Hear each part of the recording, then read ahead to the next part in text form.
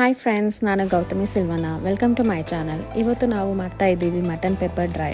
ವಿಡಿಯೋವನ್ನು ಪೂರ್ತಿ ನೋಡಿ ಮತ್ತು ಲೈಕ್, ಶೇರ್, ಸಬ್ಸ್ಕ್ರೈಬ್ ಮಾಡಲು ಮರೆಯಬೇಡಿ. ಕಾದಿದೆ.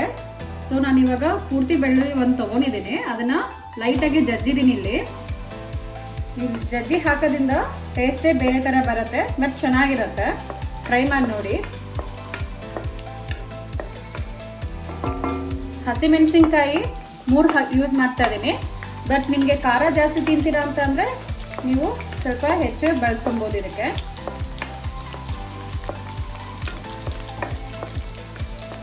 ಎರಡು ನಾನು ಸ್ವಲ್ಪ ಹೊತ್ತು ಫ್ರೈ ಮಾಡ್ಕೊಳ್ಳೋಣ.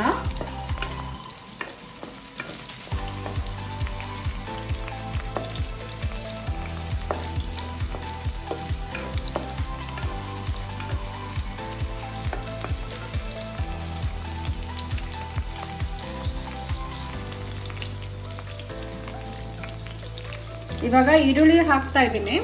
ಒಂದು ಪೂರ್ತಿ ಈರುಳ್ಳಿ ಬಳಸ್ಕೊಂಡಿದ್ದೀನಿ ಇಲ್ಲಿ.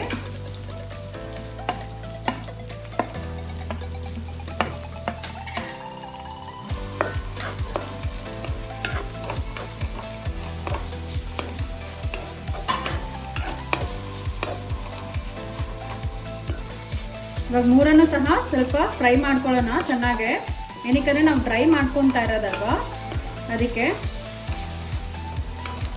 ಇವಾಗ ಈರುಳ್ಳಿ ಆಲ್ರೆಡಿ ಟ್ರಾನ್ಸ್ಪರೆಂಟ್ ಆಗಿದೆ. ಸೊ ನಾನು 1/4 kg ಮಟನ್ನ ಬಳಸ್ಕೊತಾ ಇರೋದು ನಾನು.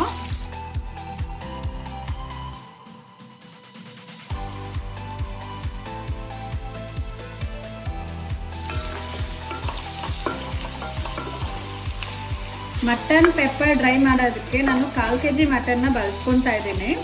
ಆಲ್ರೆಡಿ ನಾನು ಇದನ್ನ 4 whistle ಕೂಗ್ಸಿದ್ದೀನಿ.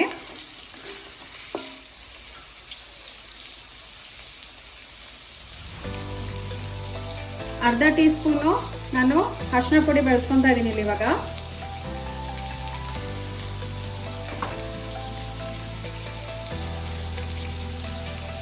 One tea spoon pepper powder. ನಾವು ಮನೆಯಲ್ಲೇ ತಗೊಂಡು ಬಂದು ರೆಡಿ ಮಾಡಿ ಗ್ರೈಂಡ್ ಮಾಡಿ ಹಾಕಿರೋದಿದು.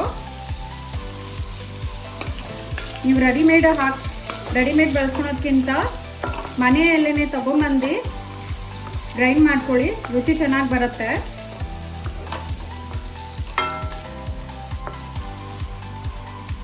ಇವಾಗ ಕರಿಬೇವು ಹಾಕೊಳ್ಳೋಣ.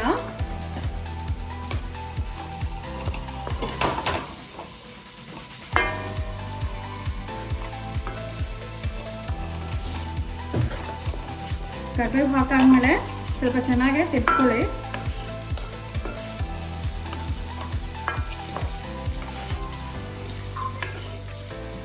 ಇವಾಗ ರುಚಿಗೆ ತಕ್ಕಷ್ಟು ಉಪ್ಪು ಹಾಕೊಳ್ಳೋಣ.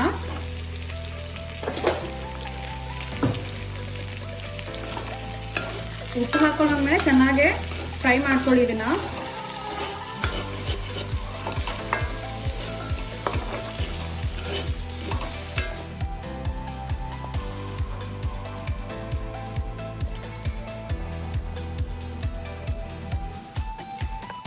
ನೀವು ಈ ರೆಸಿಪಿಯನ್ನು ಖಂಡಿತ ಟ್ರೈ ಮಾಡಿ ನೋಡಿ. ನಿಮಗೆ ಈ ರೆಸಿಪಿ ಇಷ್ಟ ಆದರೆ ಲೈಕ್, ಕಮೆಂಟ್, ಸಬ್ಸ್ಕ್ರೈಬ್ ಮಾಡೋದು ಮರೆಯಬೇಡಿ.